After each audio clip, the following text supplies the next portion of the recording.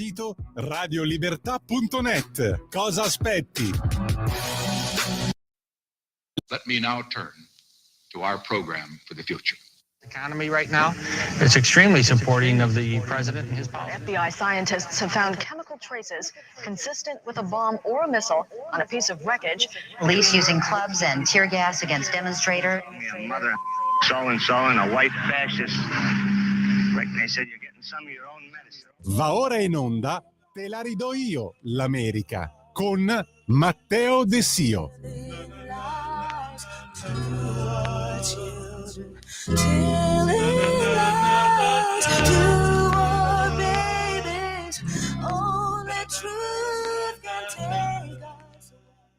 Buongiorno Matteo, a te la linea.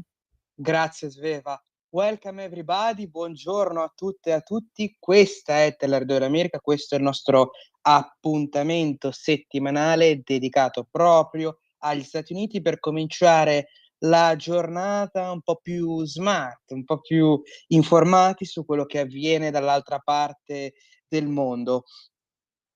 Cominciamo subito con una delle tante notizie che hanno destabilizzato, diciamo, lo Stato a stelle e strisce, perché negli Stati Uniti più di una dozzina di università sono state bersaglio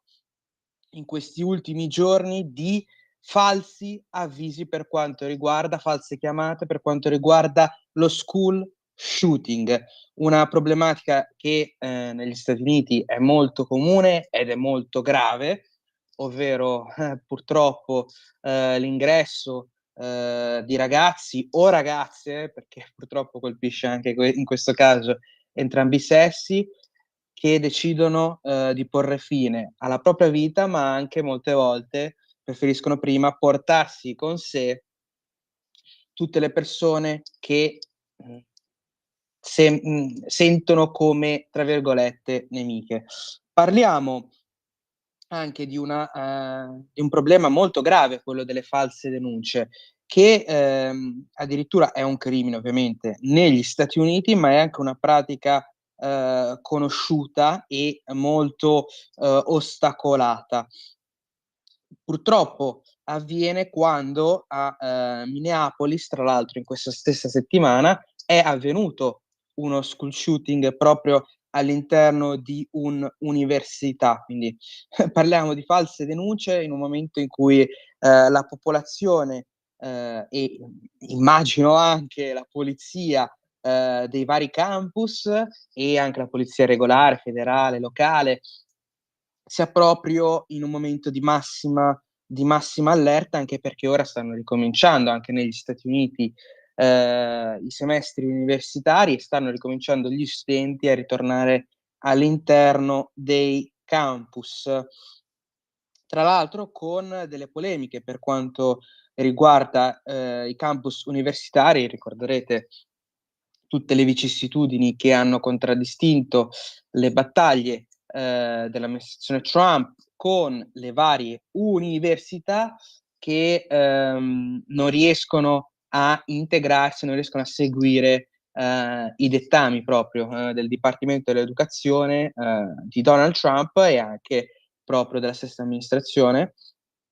ma vi sono anche dei problemi per quanto riguarda i visti degli studenti universitari, perché con l'amministrazione Trump è ancora più complicato avere il visto approvato o il visto approvato una seconda volta, una terza volta per gli stessi studenti che magari dopo la laurea vogliono magari rimanere e hanno l'opportunità anche di poter avere un master o addirittura un dottorato negli Stati Uniti. Ma vi è stata anche una piccola guerra proprio per quanto riguarda le università, non solo quindi guerre commerciali o le guerre per lo spazio o per il mare, per l'Oceano Indiano e per il mare del Giappone per quanto riguarda Stati Uniti e Cina, ma adesso anche per le università, con una Cina che ha chiesto di fermare queste difficoltà proprio per quanto riguarda gli studenti cinesi,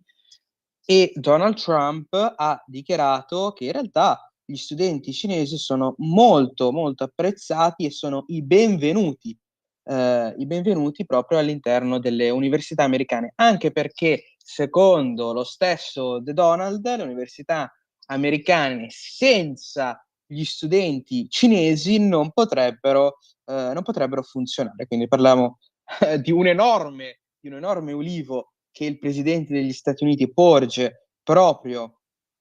agli studenti internazionali cinesi, e parliamo anche, quindi perlomeno per quanto riguarda l'istruzione, della fine di difficoltà. Ma parlando poi tra l'altro di Minneapolis, ho parlato delle difficoltà e anche dello shooting che è successo purtroppo all'interno dell'Università di Minneapolis, ma anche la stessa chiesa, la chiesa cattolica nella città del Minnesota, che ha visto un'altra sparatoria con delle vittime, con 2 vittime di età di 8 e 10 anni. Parliamo anche di 17 a 17 persone che sono state ferite durante questo mass shooting, durante questa sparatoria, e il Minnesota del governatore Tim Walz si vede quindi protagonista di vari atti di orrore, come l'ha definito lo stesso Tim Walz che, ricorderete, era anche il possibile vicepresidente per Kamala Harris in caso di vittoria delle elezioni del 2024. E andando avanti con le notizie, continuiamo poi tra l'altro parlando anche di un altro settore in cui gli Stati Uniti stanno puntando molto in questi giorni, in questi mesi, in questi anni, ovvero l'intelligenza artificiale, con OpenAI e il proprio amministratore delegato Sam Altman, che ha ricevuto una denuncia a suo carico proprio per quello che è avvenuto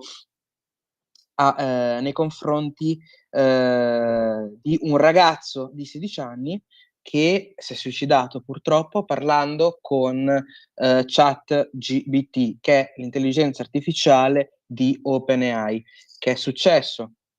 È successo che il ragazzo in difficoltà si è confidato con il motore artificiale che, ricordo, non ha una sorta di pensiero, ma in realtà semplicemente cerca con un motore all'interno le parole simili a quelle che uno utilizza, cerca schemi su internet, oppure che hanno inserito i vari programmatori, ma non ha un cervello, tra virgolette, come lo intendiamo noi, o come si vede nei film quando si parla di robot. Però il ragazzo, ovviamente, parliamo di un sedicenne, Adam Rainey, in difficoltà, si è suicidato l'11 aprile dopo aver parlato per mesi con ChatGPT, e ChatGPT aveva approvato questi pensieri suicidi espressi da parte del ragazzo. Quindi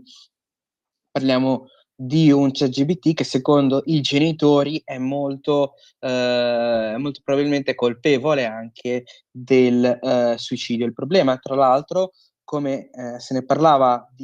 per quanto riguarda Meta AI, quindi l'intelligenza artificiale di Meta, quindi dell'azienda di Facebook, di Zuckerberg, è la mancanza di controlli, e anche per quanto riguarda i primi mesi perlomeno di utilizzo di questa intelligenza artificiale, e anche la mancata verifica per quanto riguarda l'età della persona che ne usufruisce, dell'utente. Questa ovviamente è una problematica molto, molto importante. Anche la stessa Meta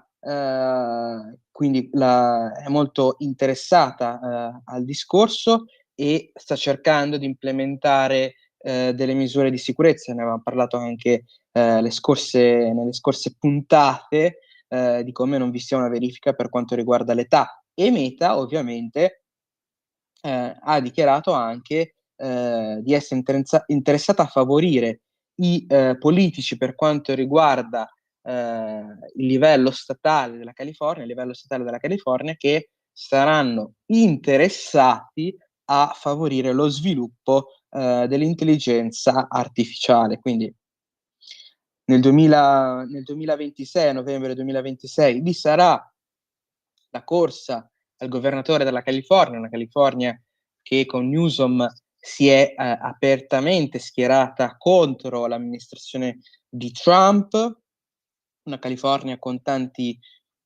problemi che preferiscono mettere sotto il tappeto solo per andare contro il presidente del partito, tra virgolette, avversario. Una California che quindi nel 2026 vedrà ufficialmente anche meta sul piede di guerra. Donald Trump, dopo aver dichiarato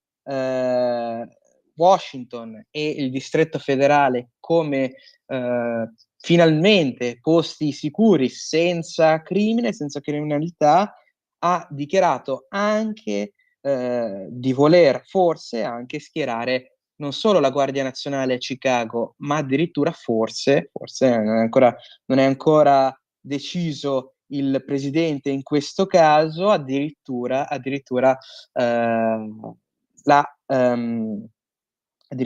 l'esercito degli Stati Uniti, proprio per avere una possibilità di diminuzione per quanto riguarda il crimine a Chicago, dove, secondo il presidente degli Stati Uniti, la situazione è veramente difficile da sopportare per i cittadini. Chicago, amministrata da una democratica, da una sindaca democratica, ma Donald Trump aveva dichiarato anche di voler mandare la Guardia Nazionale anche a Baltimora, che è in Maryland, è il chiamiamolo capoluogo del Maryland. Parliamo quindi di tante città importanti negli Stati Uniti che sono veramente, se uno guarda tutti i dati, sono veramente piene di criminalità, e Donald Trump ovviamente fornisce una propria soluzione a amministratori locali che non riescono a gestire la situazione. Parliamo anche di Stati Uniti, in cui vi è in questo momento, per fortuna degli Stati Uniti ovviamente, un miglioramento per quanto riguarda il mercato del lavoro. Un mercato del lavoro che non vede aumenti per quanto riguarda la disoccupazione, vede forse, secondo il report di Reuters, vede forse solo un piccolo aumento per quanto riguarda il tasso di disoccupazione, ma che in realtà vi è in realtà una discesa per quanto riguarda la richiesta dei benefits che un americano può avere da disoccupato. Quindi in realtà quel dato è in discesa e il resto è una supposizione di Reuters, del giornalista di Reuters. Ma andando avanti con le notizie, sempre parlando proprio del lavoro negli Stati Uniti, oggi è il Labor Day, la festa del lavoro che gli statunitensi festeggiano il primo lunedì di settembre, quindi quest'anno è capitato proprio il 1° settembre, un Labor Day che è definita come festa federale, quindi festa in realtà nazionale. I lavoratori federali sono a casa, quindi a godersi un giorno di festa, e possono anche vantare quindi un weekend lungo. Per una volta gli americani purtroppo per loro hanno meno feste nazionali rispetto a noi italiani, ad esempio, e europei. Parliamo di un Labor Day che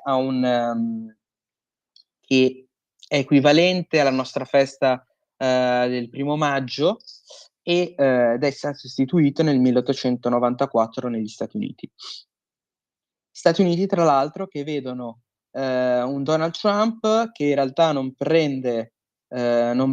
feste, e in questa finale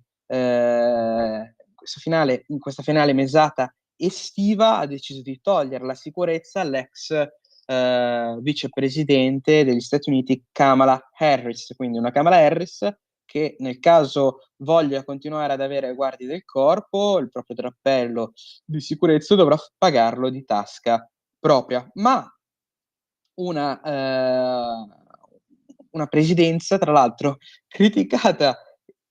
come per un motivo assurdo da CNN, ma volevo leggervelo.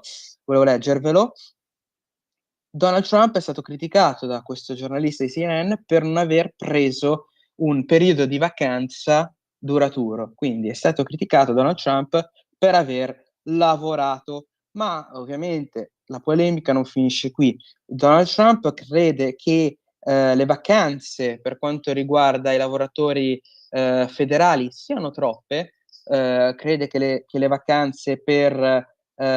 i lavoratori americani effettivamente siano fin troppe. I lavoratori americani, secondo Donald Trump, durante la festa del Juneteenth, che è del 19 di giugno, viene tra l'altro è nota adesso per aver visto in Donald Trump con un post sui propri social, un Donald Trump contrario a queste feste federali, feste che ovviamente hanno anche una propria tradizione, che per gli Stati Uniti sono lunghe, per noi ovviamente, per noi europei sono corte, ma per gli Stati Uniti si parla addirittura di feste dedicate alla guerra civile o alla fine della schiavitù, o come il Labor Day nel 1894, parliamo di feste per loro antichissime. Per Donald Trump invece sono troppe, ovviamente non ha parlato di alternative, ma è un Donald Trump che è stato criticato anche perché ad agosto non ha preso un periodo di vacanza, nonostante sia passato magari per alcuni periodi a giocare a golf, in realtà poi lavorava, come poi è successo a luglio, ricorderete, quando si è parlato dei dazi.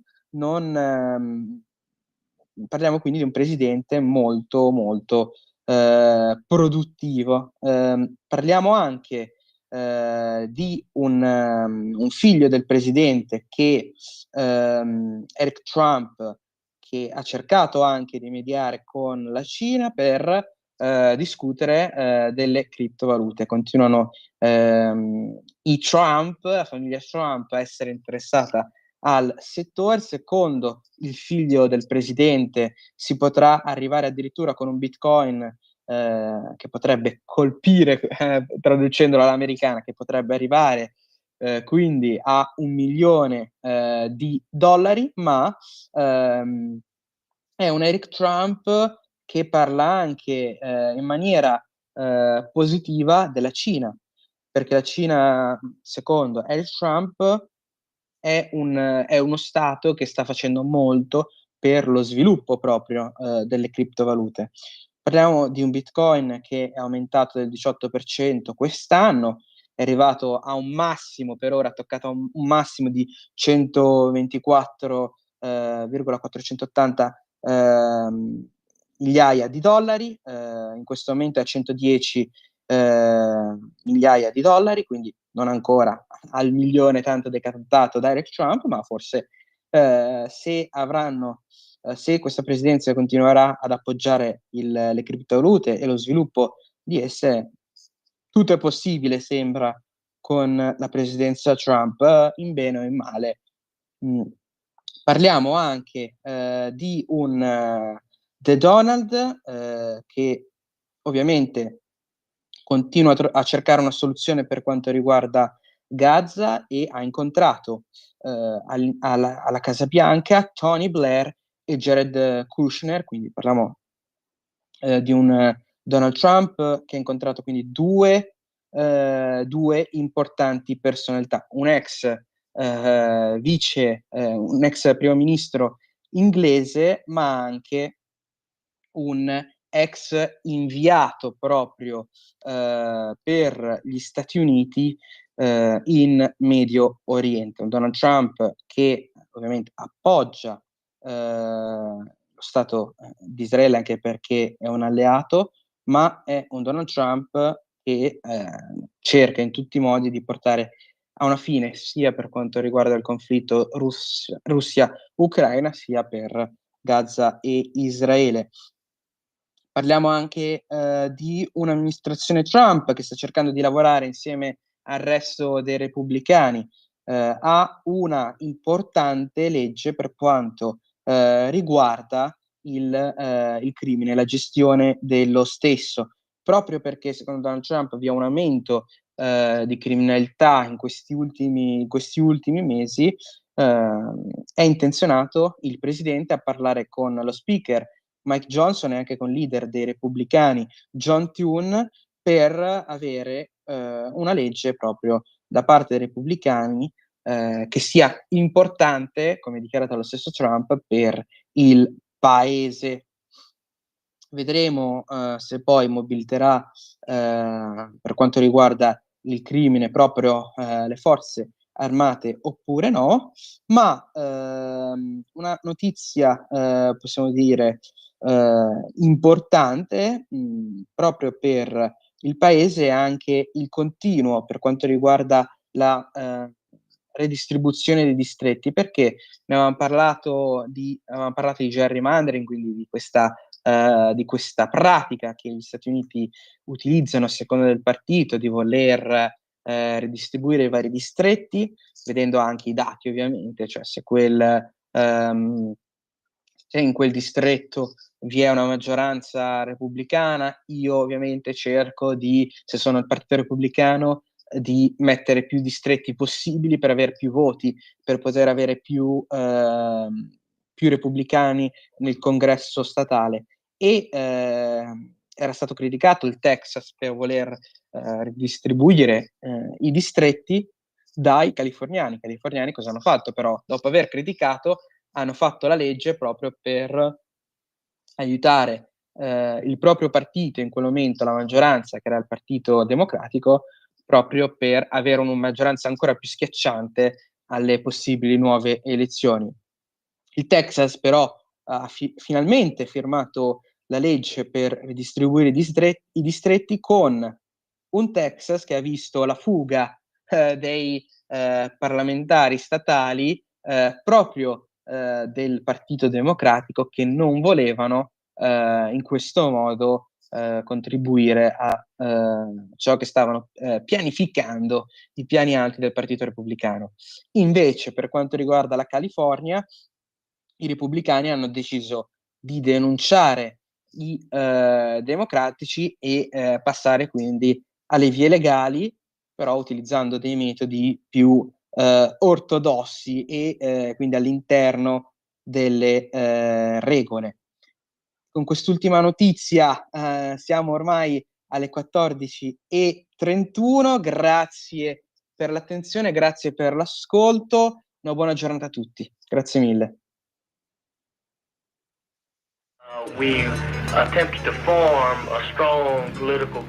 Avete ascoltato Te la ridò io, l'America.